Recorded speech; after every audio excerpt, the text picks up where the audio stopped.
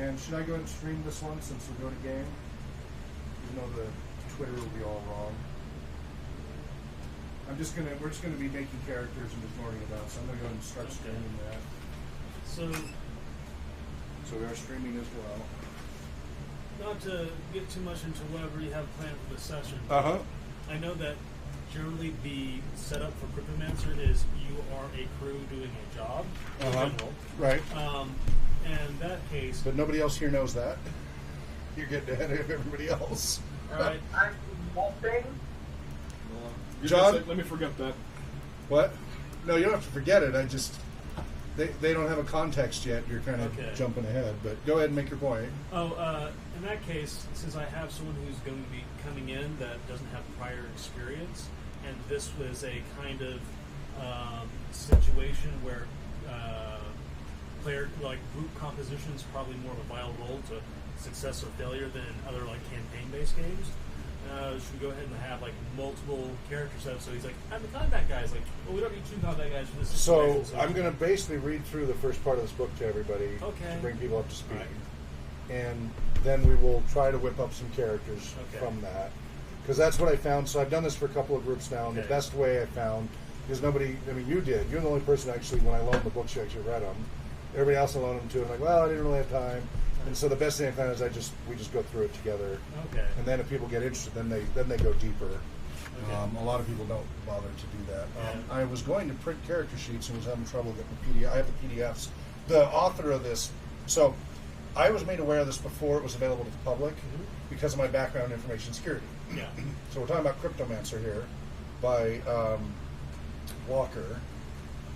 Let's see, by Chad Walker.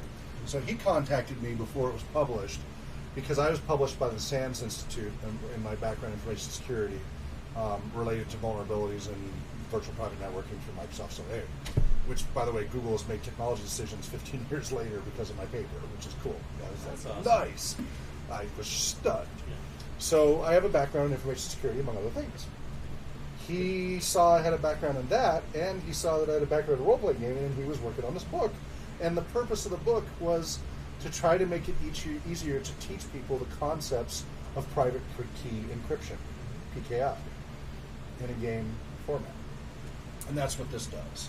So Cryptomancer is, and is reading from the back of it, a tabletop role-playing game made for hackers by hackers. It features an original fantasy setting and gameplay informed by diverse security disciplines: information security, physical security, intelligence analysis, clandestine tradecraft, and risk management. Players assume the role of characters on the run from a shadowy organization that rules the world through mass surveillance, propaganda, and political coercion.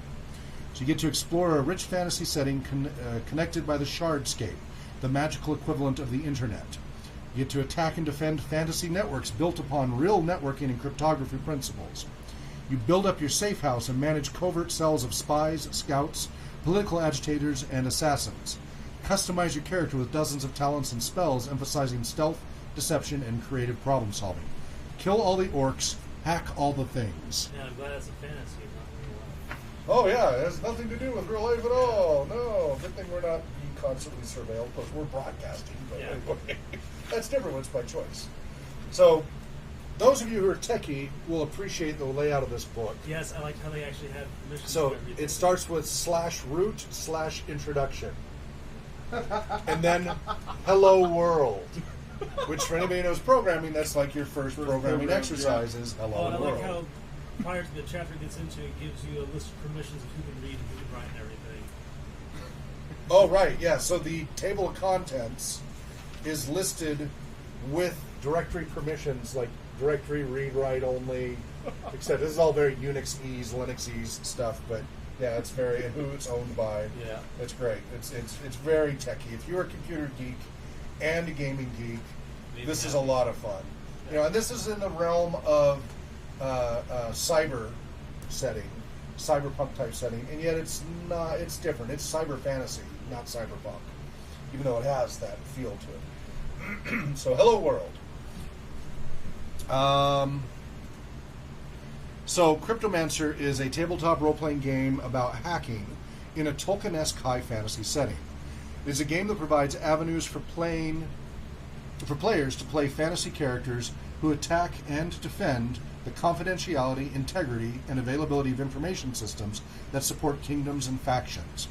However, instead of adopting a hacking as combat versus technology abstraction that so many modern role-playing games adopt, Cryptomancer provides an unglamorous and unapologetic take on information security. This game's rules and setting are informed by real-life information security principles such as encryption and network defense, as well as intelligence community concepts such as tradecraft and link analysis, all of which are presented in a context that makes sense for a high fantasy setting rife with conflict and intrigue. You're going to have a number of characters that are exploiting or defending at some point in your adventure. This is a game for the subset of people in the world who thrive on creating and solving problems by making systems do things that the creators of those systems never imagined or anticipated, aka the old term for hacker, not computer criminal. There is a difference. Rest assured, this is still a fantasy role-playing game. Orcs shall be slain, spells shall be cast, and loot shall be amassed. It's just that between these quintessential gamer tasks, players might find themselves guessing passphrases, defeating crypto systems, and feeding misdirection into networks they have exploited. And maybe, just maybe, this will be equally as fun. Kill all the orcs, hack all the things. So we don't need to read all of the obligatory RPG 101 section because we are all experienced gamers here. So we don't have to go through the what is a role-playing game, blah, blah, blah. I think the sharpness really the most important. That's the credit. Yeah, that's very distinctively this. Character gen, everything's really simple and straight. But I do need, adventure, intrigue, and hacking things. The game is designed to tell two types of stories concurrently. The first story type is a character-centric, Tolkien-esque dungeon-crawling romp. In this story, characters destroy monsters, gradually gain power, amass treasure, and eventually die, retire into politics, or become a lich. The second story type is a tale of tradecraft, intrigue, espionage, and information security. In this story, characters vie for political power, infiltrate factions, manipulate leaders, interrogate captives, and defeat crypto systems, all while constantly staying one step ahead of determined assassins. Houses, factions, and cults are the primary actors here, rising and falling while individual characters are fed to the meat grinder. The skills, talents, and spells available to characters in Cryptomancer emphasize both of these stories, and the most successful parties are those that embrace both stories. So I won't reiterate all of what they mean by dungeon crawl, etc. This is my marked one. That's why I was looking for my. Did I highlight it? Maybe not. Here it is. Yes, I had a bunch of underlined sections that mattered. Excuse me. There is no hacking or information security skill available to characters by design. That's because instead of rolling dice and saying, I hack the things, the players will instead be saying, I will use the key phrase I interrogated out of our prisoner to impersonate him and send a message to his comrades to meet at the old windmill where our trap will be set. So you have to roleplay it. Or, I cast the babble spell to encrypt my voice into meaningless babble, so that when I cast maze to encrypt that doorway, rendering it impassable, I don't have to worry about eavesdroppers overhearing and replaying my secret key phrase.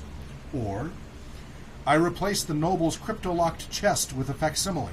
When he touches it and thinks the passphrase to open it, that passphrase will be transmitted to me, and I will use it to open the real chest. That's called a man-in-the-middle or monkey-in-the-middle attack, by the way. Or, I use the Shardscape to offer all my wealth to anyone who responds to me using my true name, but instead provide the golem's true name. When hundreds of people reply, it should DDoS the golem, so distributed denial of service attack, and force the crypto admin to respond to that, making them less likely to notice the other actions I am taking on their shardnet. Now, I have run a completely non-techie group, because that was his goal, was to try to make encryption and information security accessible to non-techies, even though techies are going to love this. So I put some. What's that? I was trying to find resources and ideas and how campaigns runs. Yeah, I found so little about it. Yeah, really it didn't. impressive. It didn't catch on, unfortunately. I don't know why it has. It has great good potential, hooks. but it gives you all the meat you need to make your own. Yeah.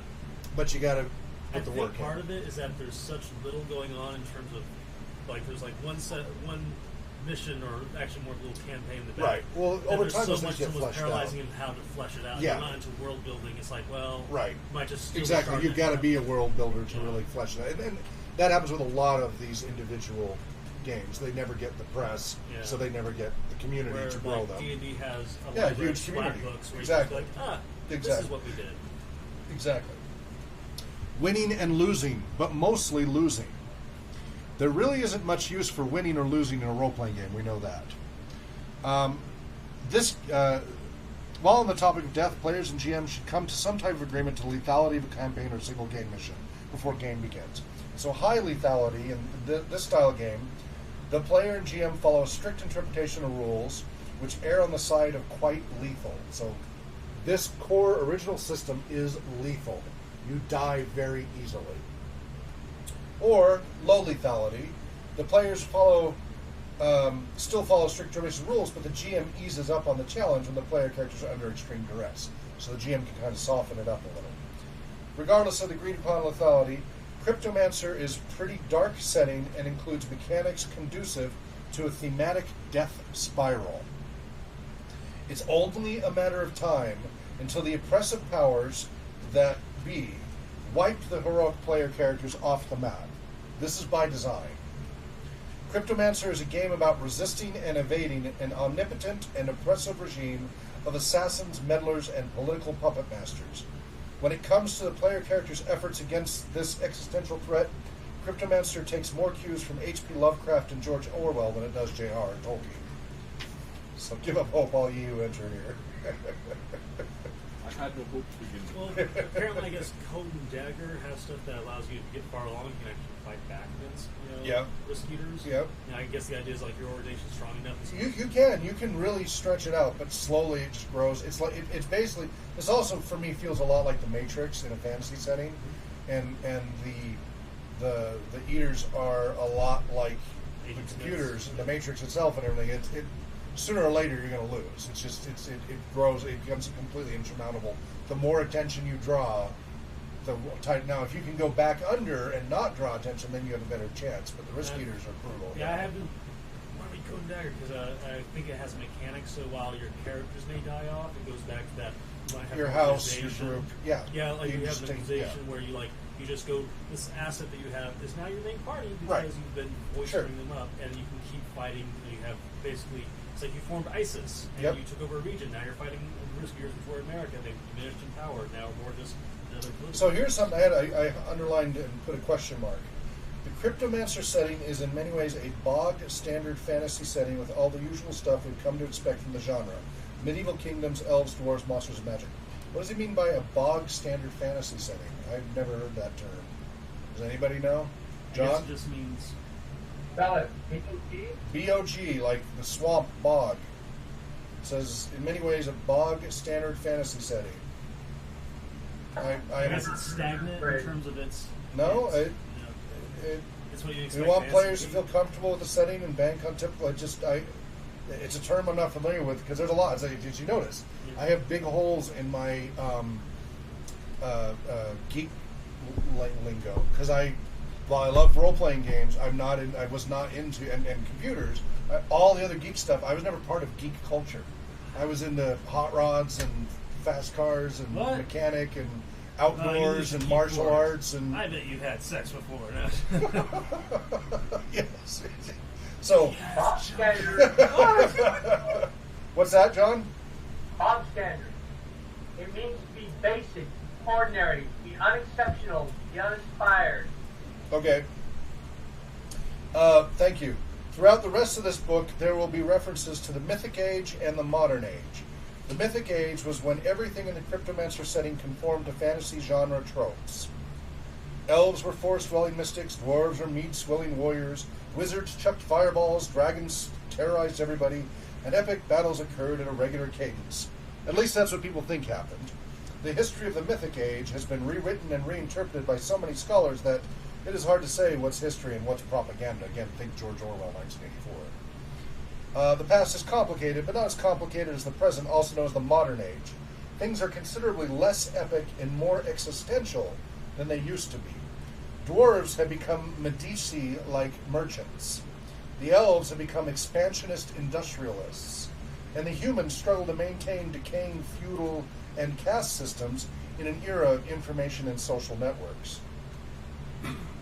The advent of the shardscape, the magical equivalent of the real world's internet, has been absolutely disruptive to society. Technology, society, and identity are transforming much faster than the medieval mindsets of this game world can comfortably manage. So there's 3 realms. Subterra, the realm of the dwarves, is a continent underground. Sylvetica, the realm of elves, is a boundless prehistoric forest creeping onto and constricting human society. Sphere, the realm of humans, is a complex and interconnected network of city-states. So again, we've got Subterra for the dwarves, underground, Sylvetica, realm of the elves, the forests, and Sphere, the realm of humans, a bunch of city-states. The Shardscape. Shards are magical subterranean crystals that allow mortals to project their thoughts over long distances to others who possess shards cut from the same crystal. It is done for the fantasy world of Cryptomancer what the telephone and internet have done for the real world. Connect disparate parties over long distances and revolutionize how things like business, relationships, identity, affiliations, politics, and warfare work. Like today's internet, the Shardscape faces a number of challenges, primarily security and privacy. Perhaps the most important result of shards is pervasive communication between the noble races of the 3 realms. Human, dwarf, and elf alike all remained relatively cloistered throughout the Mythic era. This changed with the Shardscape. By the way, I'm jumping through a lot, just highlighted sections here. The Risk Eaters.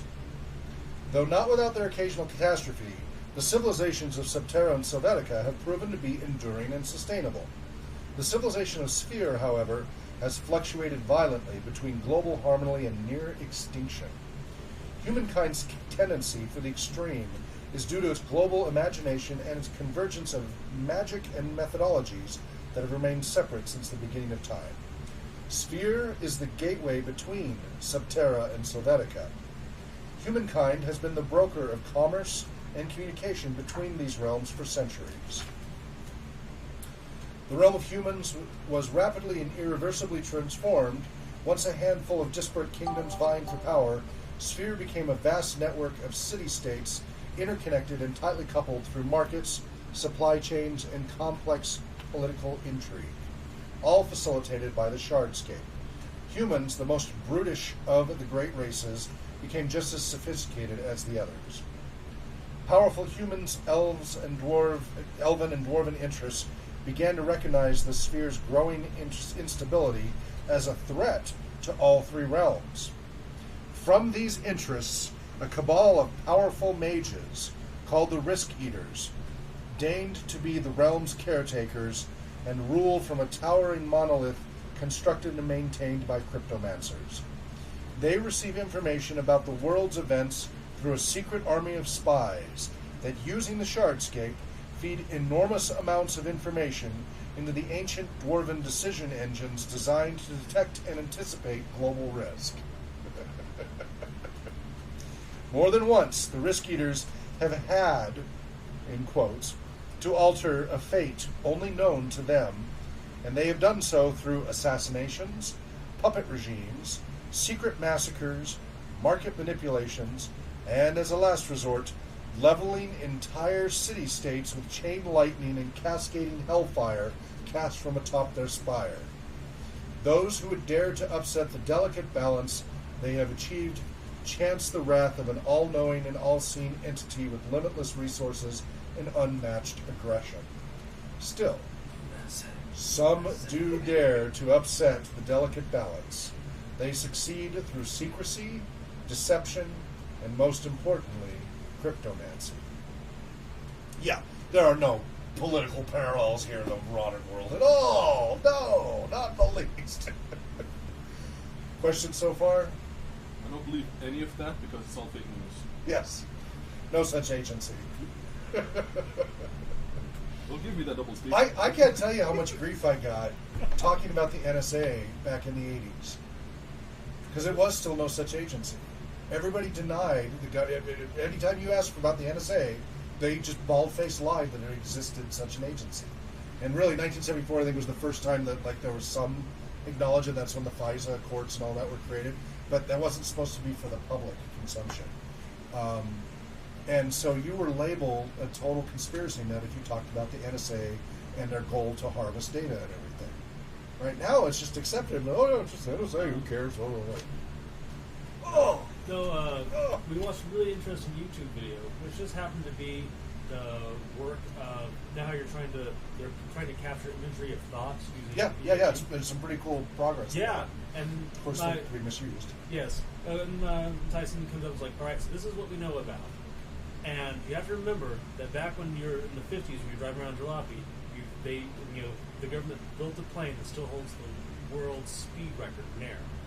So what did they have that they won't tell you about? Yeah. Well, if you watch Brainstorm from 1981, it was recording all your thoughts and then be able to play them back. Yeah. And then they used it for torture and stuff like that in the movie. It's coming bit by bit. Just think how awesome it's going to be when you turn that into a video game. It's going to be like Inception, right. but with blackjack and hookers. Yeah. Well, there was a guy in Brainstorm so somebody recorded having sex, so then he took just that snippet and put it on a loop. But it eventually made his brain overload because he was an older guy. And anyway, Brainstorm, it's an interesting 1980 film. One woman, she recorded her death. Yeah. And then somebody tried to play it back, and you don't want to do that. Yeah, there's a whole science fiction, what was it? Well, the Flatliners. Was it Flatliners? There was I think it was a book and then a movie. Yeah. Flatliners, they all go and die to see what's inside and then bring them back. And go a little longer and a little longer. It was some gravy sci-fi movie. The idea is that people have cybernetics and they can record things, and there's a black market for trading people. Pretty much they're black. When they hit that death line, you get all that sensory load. It's someone else's, but you get hit. Yeah. I remember. Yeah. I remember that. There was some of that too. Yeah, I remember that. I forget what it's called. All right.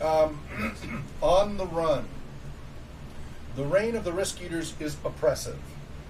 Novel ideas are isolated and erased. Revolutionary leaders are hunted down and exterminated. However, the Risk Eaters don't reserve their intervention for current threats to the status quo. They also act aggressively against potential future threats. When those ancient dwarven decision engines forecast a future that the Risk Eaters deem undesirable, agents are dispatched to alter the course of events through any means necessary. Suddenly, strong alliances are shattered by betrayal. Revered leaders are steeped in scandal. Future heirs are abruptly stillborn. And seemingly unremarkable and apolitical people vanish without a trace. For too long, the most oppressive regimes, unscrupulous merchants, and disturbing cults have endured despite popular uprisings and movements led by virtuous leaders. Just when it seems that justice and reason will prevail, the forces of change are dismantled abruptly, overcome by infighting, or decapitated through assassination, as if there's an invisible hand protecting the powers that be. It is difficult to prove that the Risk Eaters are behind such acts, and even more difficult to publicly accuse them. Still, there are factions and families throughout the three realms seething with anger over these violations. Open aggression would be suicide. What these groups can do, however, is offer protection and aid to those who frighten the Risk Eaters most. Player characters in Cryptomancer are heroic characters who are on the run from the Risk Eaters. How and why they earn the wrath of the Risk Eaters can vary wildly. Perhaps they witnessed something they were not supposed to see, like a village massacre or a backroom deal between a regent and a shadowy agent. Perhaps they unwittingly disrupted years of Risk Eater machinations by supporting the wrong ally or thwarting the wrong foe. Most likely, however, the player characters have no clue why they are hunted by this regime. For whatever reason, the Risk Eaters have determined that they are a future threat. Genocidal despots, topplers of kingdoms, inventors of disruptive technology, prophets of a rebellious religion, and so forth. The irony is that perhaps the Risk Eaters' decision engines were wrong about the characters. Perhaps they were never a threat to either the Risk Eaters or that organization's preferred future. However, by lashing out against the player characters, they may have actually transformed a possible threat into a guaranteed threat. Whatever the case, the players begin play on the run from the risk eaters and working for a patron who provides them protection in a private shardnet of their own. The player characters will spend much of their existence hunted by spies and skilled assassins. Cryptomancer reinforces this meta plot through a game mechanic called Risk. Now, quick question in there. Yes. Because they have later on mechanics for how you can deal with downtime, social Yeah, so aspects. you can reduce risk in your ring too. Yes. But it seems like if you're on the run from the risk eaters, it would make it really hard to do anything besides hide under a rock until you go on a mission. So it can be more of these things where you're tangentially related to, Well, one of the things, and I got to refresh on this, but in the One Ring role-playing game in Adventures of Middle-earth, and now in the newer versions of D&D, you have downtime role-playing. Yeah. Where you just kind of lay out, well, I want to, Yeah. during this time, let this happen. I understand the concept, Yeah. but it's more like, I'm going to go be a socialite. It's like, aren't you being hunted by spies? Well, you can do it under a different entity Yeah. with a different appearance. Okay. Right? I mean, Yeah. fake it. Yeah, that's pretty much what this Yeah. character concept is. Okay, yeah. Cryptomancer reinforces this meta plot through a game mechanic called Risk. The specifics of this game mechanic are discussed in the game rules, but to summarize, when the player character's actions generate enough risk, the risk eaters abruptly come out of the woodwork and assail them. The players do not exactly know how much risk will trigger a risk eater attack. What's worse, there are game options for the players that actually tempt them to generate risk, e.g. allowing a player to reverse the outcome of a failed die roll, for example. Rest assured, this game world's scariest adversary will show up at the player character's door, and likely at the worst possible time. The network is the new dungeon. Now, this is a reference for those of you, by the way, who don't remember Sun Microsystems, which I had some certifications through them with Java and Solaris and such. They're gone now, sadly. Oracle owns a lot of their IP, and they've ruined it like Java. But they used to always say the network is the computer's the network, etc. Over decades. They always had the idea of getting rid of this single computer interface, whether it's your phone, laptop, whatever. Get rid of that. It's all about the network. That's what matters as far as the computer. So that's why the network is the new Kind of dungeon. like It's kind of funny. Google does with its Chrome. So like Well, that's another attempt at it. There have been many. Oracle did it with their thin client. Everybody's tried it many times. We're getting there bit by bit. Being in the cloud is another step closer. Being in the cloud is also a throwback to the 1970s mainframes, which is really what we're back to. This whole subscriber thing is no different than the 1970s mainframes where you had to pay for your CPU cycles of use on the mainframe. We are full circle back to the 1970s business model, which is very upsetting for me. So the nice thing about individual PCs and everything is that independence from, you don't have to pay for every CPU cycle and everything. But they've been trying for decades to get independent systems back under control of monolithic systems, that then you have to pay for every single bit. And the more people go to the cloud and do that, the more they're going back to the old mainframe days. And there are serious consequences for that, from security and privacy and reliability and everything, and accessibility. Anyway, the network is the new dungeon. Cryptomancer is a role-playing game about exploring networks, not just dungeons. Your characters will be discovering, exploring, and manipulating different types of networks, including social networks like guilds, information networks, private shardnets, and infrastructure networks like supply chains. The world of Cryptomancer cannot be articulated by a map. Instead, it must be thought of as a vast network of links, i.e. relationships, that connect nodes, persons, places, or things. So, you've seen the design of the RPG Network.net. If you go to RPGnetwork.net, we've got a world with different links connecting the different stuff. This fits that perfectly. Yeah. And that's RPGnetwork.net.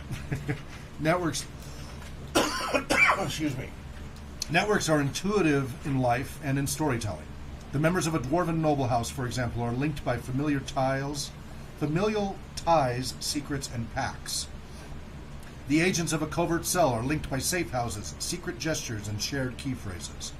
Allied city-states are linked through roads, trade agreements, and hatred of a common foe. In any network, these links can be a source of strength or a point of vulnerability.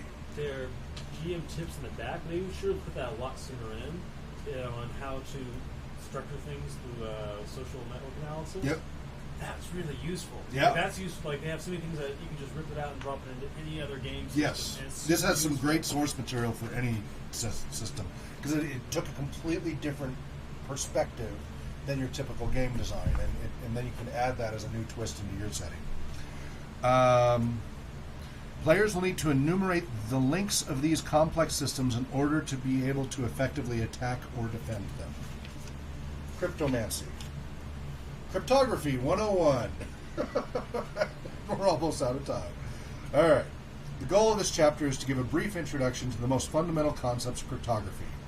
This is done to give players and GMs a foundation in cryptography so they can see how these concepts were applied in the design of Cryptomancer and how they apply to actually playing the game.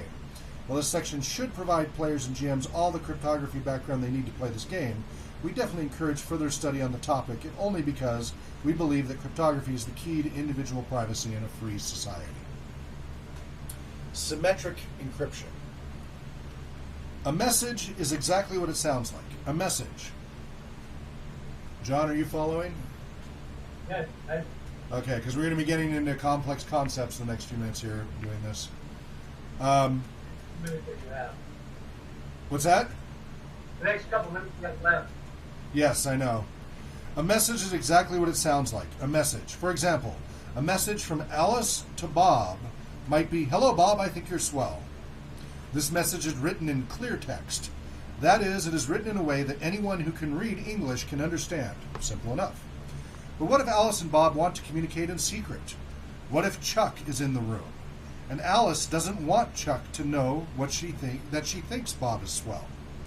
Alice and Bob need cryptography.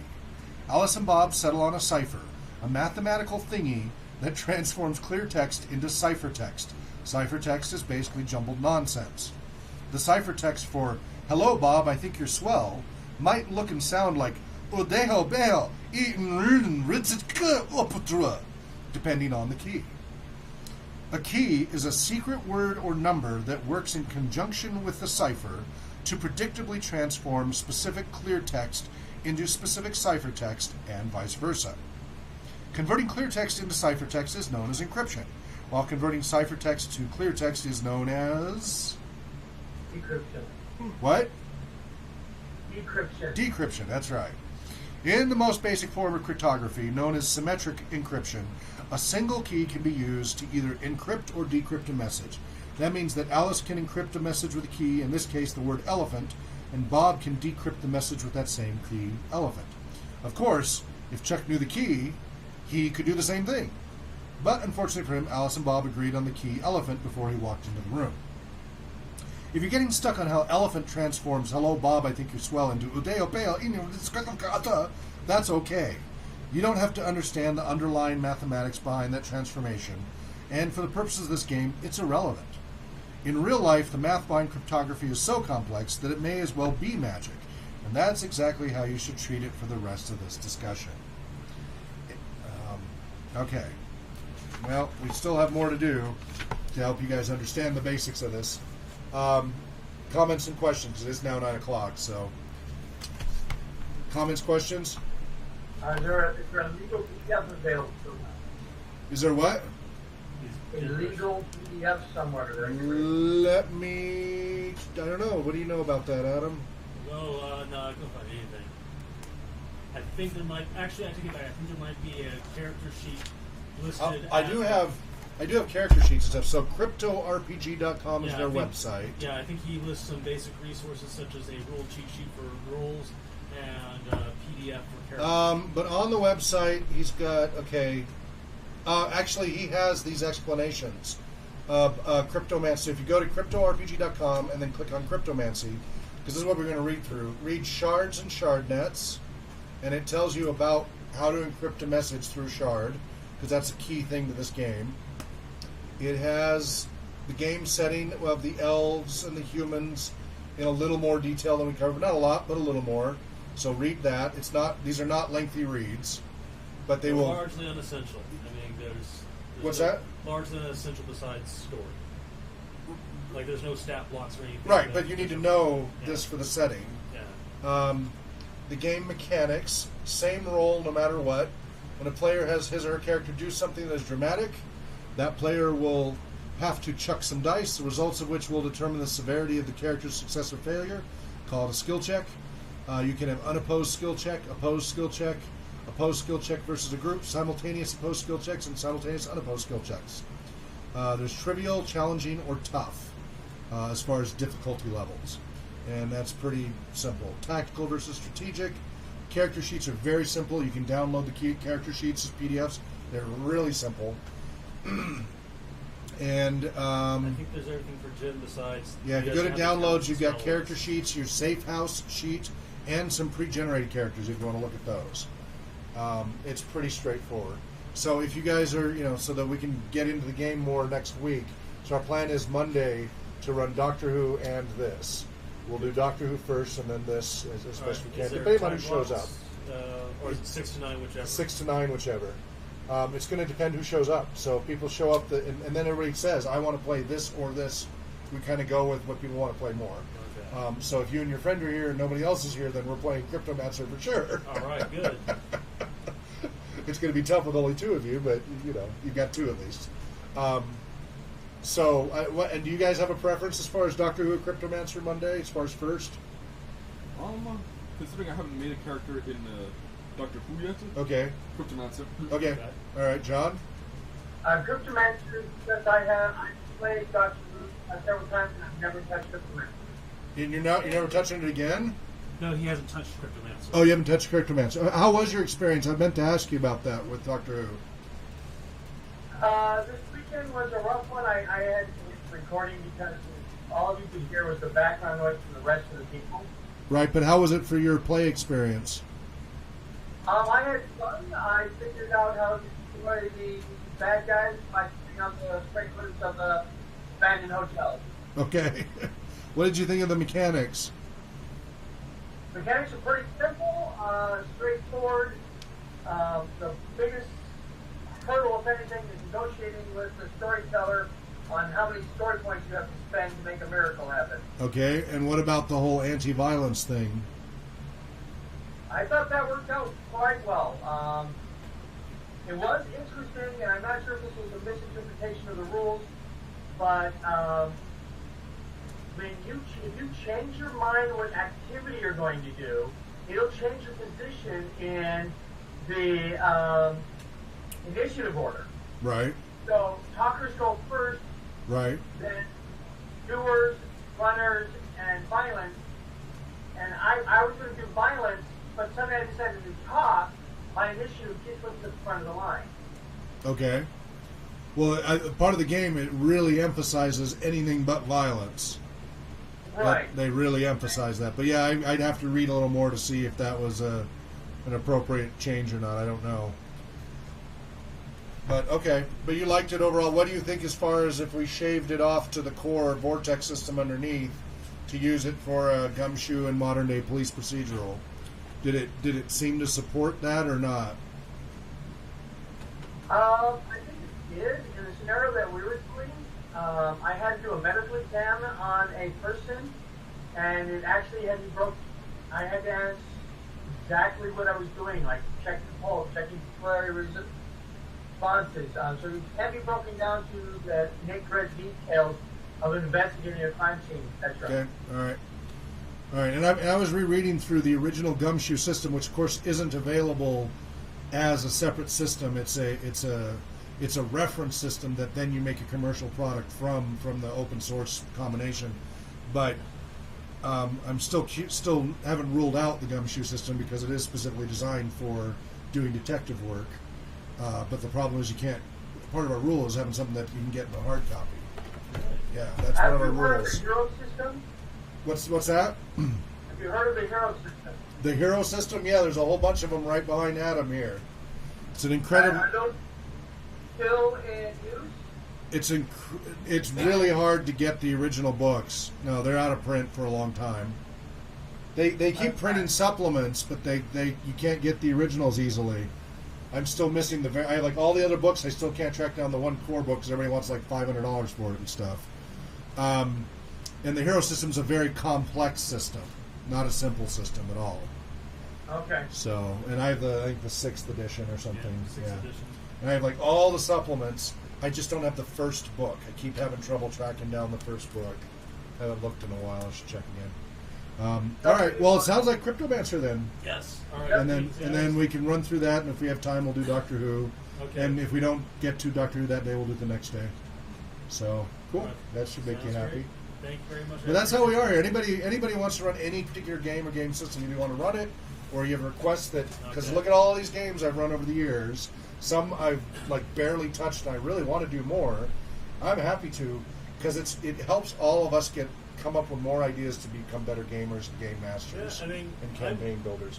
Like Babylon 5, I love, and it's D23rd edition, but they nerfed it down to a much more deadly system that I like a lot better than normal 3rd edition. I really like how they handle the rules of this by incorporating like different dice and different target points. A lot of systems do that now. That's Yeah. pretty modern now. But that it's keeping out like a fixed dice limit, so you have a fixed range. You're not getting more than 5 botches. You're not getting more than 5 successes. Yeah, there's pros and cons to that approach, but Well, yeah. Because Firefly and Serenity do it, and Serenity does it better than Firefly, and Firefly's the newer version. And I do not like Firefly at all as a system. I like Serenity. Even though they're both the Cortex system. I think I have Serenity then. Yeah, it's a better... Serenity was okay. We liked it. We had a lot of fun with it. Then they rebooted with... Yes. You got to go? Night. All right, have a good night, John. I will see you Saturday. Or are you going to be remoting? Are you going to be remoting in? I'm going to plan on being here Saturday. All right, I'll see you. Hopefully not quite so close to 11. Yes, yes. All right, get well. Take care. Bye. Bye. Yeah, so in playing both Serenity and Firefly, I've had groups who loved Serenity, played Firefly, and while the setting was still just as much fun, the way the game system, you don't have any like equipment, and it's very abstracted. So you just have pools of dice that you pull, and then based on those pools of dice, then you can say, yeah, I pull a beer bottle out of the air. Basically, I find a beer bottle. The abstraction is it's much more free-form drama play, and not way too light. It bothered a lot of people. They did not, and you didn't get real equipment, and it just they went too far. You can over abstract these things. So I see you actually have a receipt for this. From my understanding, that Code and Dagger is a free download if you purchase the book. So maybe look into that. So I guess they add a lot more things. Add like essentially cyberware equivalents. So more things to flesh out the world. That sounded interesting. Is it okay if I borrow this book so I can bring my friend up to speed? Yes. So he's got let me. Character gen and everything by the time to get here on Monday. Yep. Good? Monday, yeah. Okay. Yeah, if you want to come a little early, that's okay too. Okay. 5:30. Yeah, okay, we got off work at 5:30, 5:45, Okay. so You'll get here when you get here. Yeah. Okay. Yeah, I'll try and get a hold of... I'll see him tomorrow. I'll make sure he has Mondays penciled out to do things, and I'll get him up to speed. Okay, so we'll do that. We'll resume. We'll be recording this as well Monday and streaming it. Okay. Meanwhile, I'm going to stop the stream and recording now.